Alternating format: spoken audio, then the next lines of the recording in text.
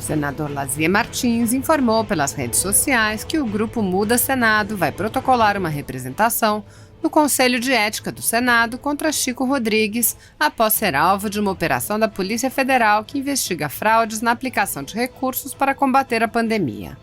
Lazier Martins defendeu que o Conselho de Ética do Senado delibere já na próxima semana. O senador afirmou: é hora de cumprir a lei. Assista. Olha, eu entendo que o Supremo Tribunal Federal fez o que tinha que fazer. Se há um suspeito de uma grave infração, qual seja o desvio de recurso público que era destinado à saúde no estado de Roraima, se fez isso, precisa ser investigado.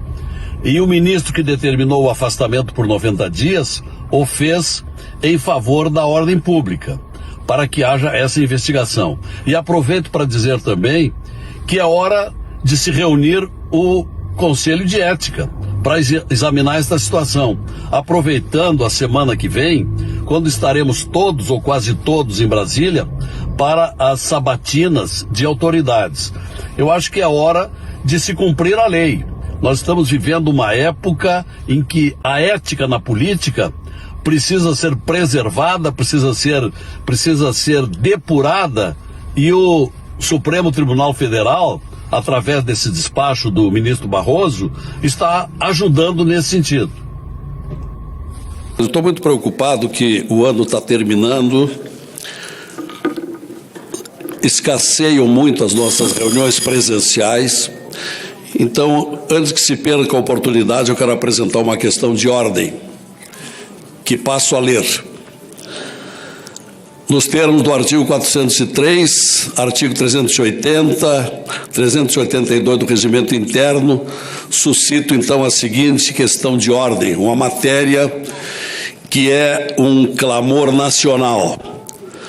A previsão de impeachment de ministro do Supremo Tribunal Federal está contida no artigo 52 da Constituição e na Lei 1079, em caso de crime de responsabilidade.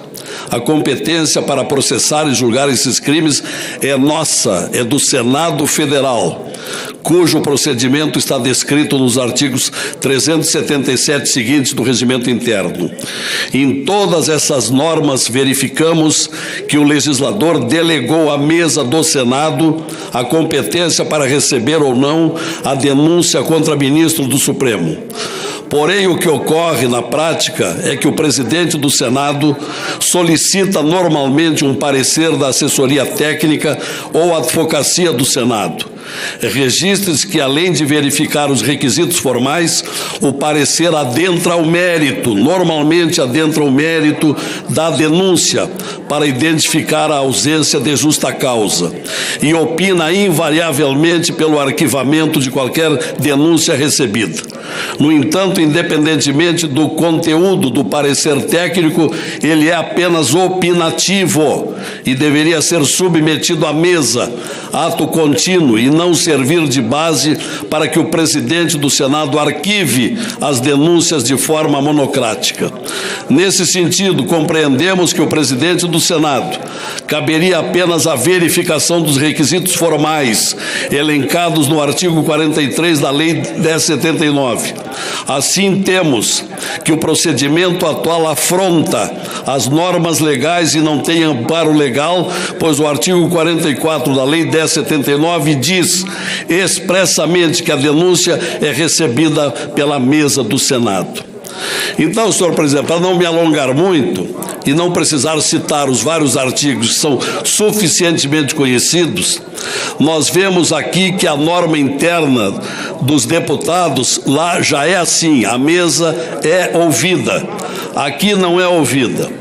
O artigo 382 do Regimento Interno estabelece que no processo de crime de responsabilidade no Senado, aplica-se no que couber a Lei 1079, Lei de Crimes de Responsabilidade. Esta lei, por sua vez, reza no artigo 73 que no processo de impeachment de ministro do Supremo ou da Procuradoria-Geral da República, aplica-se subsidiariamente o Código de Processo Penal, Penal. Por sua vez, o Código de Processo Penal, no artigo 581, inciso 1º, e no artigo 582, prevê que cabe recurso em sentido estrito para o Tribunal de Apelação de decisão de não recebimento da denúncia. Então, senhor presidente, a questão de ordem que eu quero aqui formular a Vossa Excelência é que responda os seguintes questionamentos.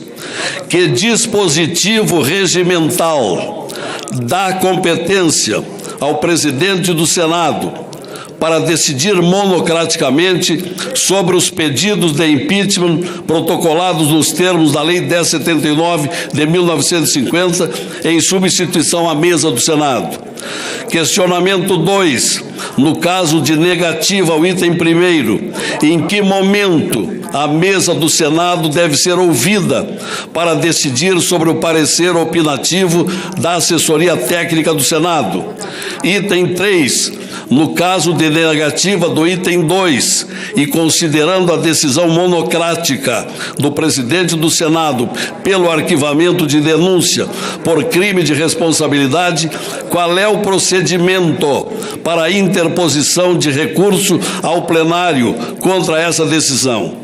Então, senhor presidente, em caso de indeferimento da presente questão de ordem, solicito recurso ao plenário da decisão, nos termos do artigo 405 do RISF.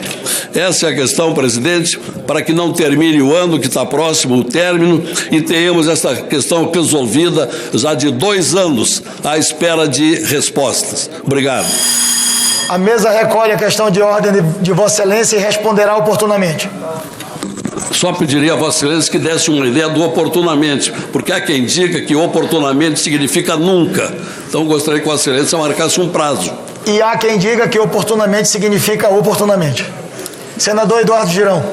Com muito respeito, eu venho aqui, após essa fala corajosa do senador Lazier Martins, manifestar meu apoio à sua questão de ordem e também relembrar um procedimento que foi celebrado por todo o país naquela eleição que o senhor foi eleito presidente do Senado no início de fevereiro de 2019, onde nós estávamos estreando aqui, muitos de nós, e o voto aberto foi um instrumento de transparência que foi decisivo, inclusive, na eleição do senhor.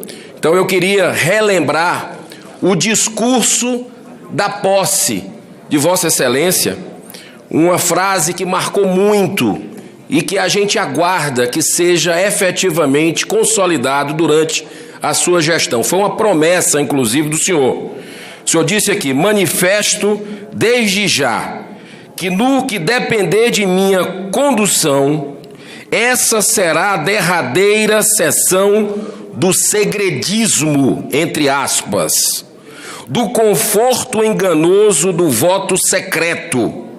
Só com a transparência em todas as nossas práticas, o Senado reconquistará seu prestígio e revelará a sua estatura no conjunto de poderes.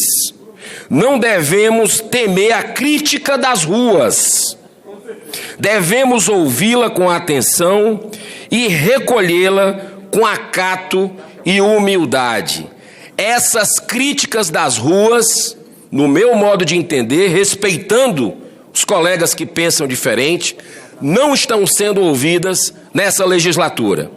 Diversos pedidos de impeachment de ministros continuam sendo engavetados. Diversas CPIs da Lava Toga, a prisão em segunda instância, são demandas legítimas da sociedade que essa casa não tem atendido. Então, eu espero ainda que nessa legislatura, que eu trabalhei inclusive para a sua eleição, como outros colegas aqui, que a gente tenha o cumprimento desse compromisso. Muito obrigado. Está encerrada a votação. Olá, meus amigos, aqui é o deputado federal Márcio Labre.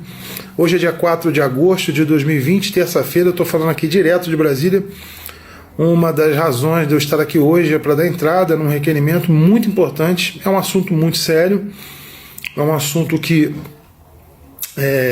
trouxe inúmeros prejuízos do ponto de vista de opinião para o governo federal, por conta de reportagens distorcidas com base num documento produzido pela CPMI das fake news, que agora a nossa equipe de advogados e uma grande equipe que nós formamos durante esse tempo, nós conseguimos desmascarar toda a farsa que foi montada quando acusou o governo, quando eles acusaram o governo de ter irrigado sites de fake news, irrigado sites financeiramente através da SECOM, da Secretaria de Comunicação, para falar em favor do governo Bolsonaro, principalmente na reforma da Previdência. Inclusive a Patrícia Campos Melo soltou uma reportagem que deu bastante repercussão, acusando o governo de ter feito isso, e nós passamos esse período inteiro fazendo uma investigação minuciosa para desmascarar ponto a ponto. Primeira questão que está sendo inquirida aqui junto à CPMI, o senhor Ângelo Coronel e a senhora Lídice da Mata, eles vão ter que se explicar nesse requerimento, quem solicitou esse estudo legislativo que deu origem, que foi usado como base para inúmeras reportagens que difamaram e caluniaram o governo federal. Quando nós fizemos essa pesquisa mais apurada sobre o que de fato foi levantado, nós descobrimos discrepâncias absurdas, uma ação dolosa praticada por funcionários de carreira do Legislativo. Nós temos crimes aí de denunciação caluniosa, e tudo isso vai ter que ser muito bem explicado pelo senhor Ângelo Coronel e pela senhora Lídice da Mata. Então eu estou encaminhando esse requerimento. Por quê? Porque um exemplo bem simples, foi jogado amplamente nas mídias sociais, na grande imprensa, que o Terça Livre teria recebido muito dinheiro do governo federal através do Google AdSense. E quando a gente fez esse levantamento, nós percebemos que, por exemplo, ele foi registrado com 1.447 impressões, que são os cliques lá, relativos às propagandas do governo naquele site. E o site da revista Fórum, por exemplo, com 30 mil impressões. E esse relatório que foi dado à CPMI das fake news, ao senhor Ângelo Coronel e à senhora Lídice da Mata, usado como base para acusar os sites e blogs conservadores de fake news, esse relatório ocultou, por exemplo, a revista Fórum ter recebido 30 mil e poucas impressões, ou seja, muito mais do que o Terça Livre. Interessante também observar que foram 65 mil canais atendidos pela difusão do Google AdSense, e eles selecionaram apenas 843 canais, justamente os canais conservadores. Então esse relatório, feito por 2 funcionários de carreira, que foi usado como base na CPMI das fake news, isso está sendo requerido por nós agora. Todos os esclarecimentos, quais os critérios que eles utilizaram, porque isso gerou calúnia, difamação, injúria, denunciação caluniosa, e agora nós vamos reverter isso, nós vamos correr atrás. O presidente dessa CPMI e a relatora dessa CPMI vão ter que se esclarecer, vão ter que prestar esclarecimentos à sociedade, ao parlamento, a esta casa, sobre isso que aconteceu. E nós vamos até as últimas consequências. O senhor está ouvindo, senhor Ângelo Coronel? O senhor está ouvindo isso? E a senhora, dona Lídice, a senhora vai ter que se explicar. Eu, como membro da CPMI, assim que reabrir os trabalhos, eu estarei lá cobrando isso dos senhores. Então já estou protocolando agora esse requerimento e exijo, como parlamentar, que vocês se expliquem com que base os senhores fizeram o que fizeram. Porque nós vamos colocar a verdade à tona. E não vai sobrar pedra sobre pedra. Quem tiver por trás de uma crocodilagem dessa envergadura vai ser hostilizado e vai ser devidamente desmascarado. Podem esperar. É isso aí, pessoal. Grande abraço a todos e pode continuar me acompanhando nas redes aí. Deputado Federal Márcio Labre.